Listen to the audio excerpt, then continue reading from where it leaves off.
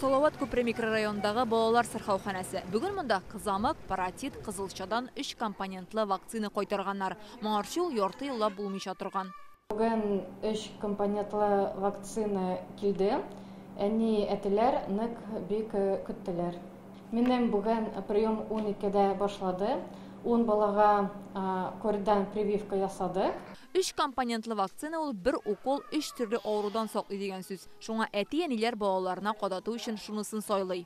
Кордан біз ясаттық, ясатырға деп ойлайым да, и кереклі прививка. Ғымымен ол біздің серьезная прививка, потому что балалар ауыртырға мүмкін. Если ясатсақ, енді жеңілірек өтіп кете. Bütün әтияни дә прививка ясату яклы түгел. Соңгы елда Татарстанда кызамык авыруының ешрап килеп чыгуын белгечләр шуның белән дә бәйли.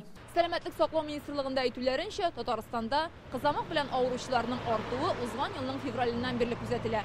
Төп сәбәп Таҗикстан, Үзбәкстан, Кыргызстан кебек якын чит илләрдән килүче мигрантларның авыруны таратуы. Алар прививка ясатмаган була. Шулай ук үз халкыбыз арасында да вакцина кадатмаучылар бар.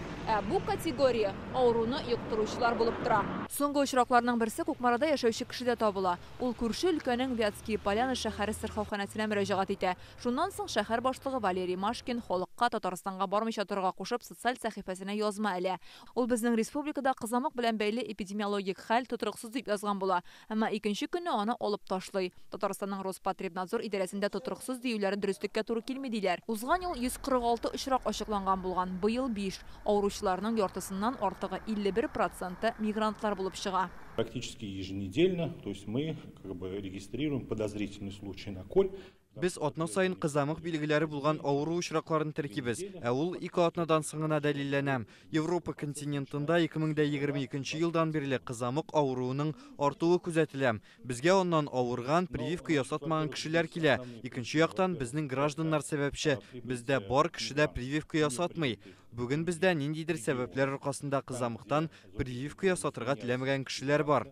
Бездә прививка ясатырга мәҗбүр итә торган кануннар юк ди табиблар. Шул ук вакытта мигрантларны эшкә алганда медицина картасы тутыру мәҗбүри булып тора. Шунда уларга вакцинаның үзе һәм әйләнә-тирәдәгеләр өчен мөһимлеген аңлаталар. Хәзер кызамыктан саклый торган вакцина бар. Аның һәр төрен сырхауханәләрдә ясатып була дип ышандыралар.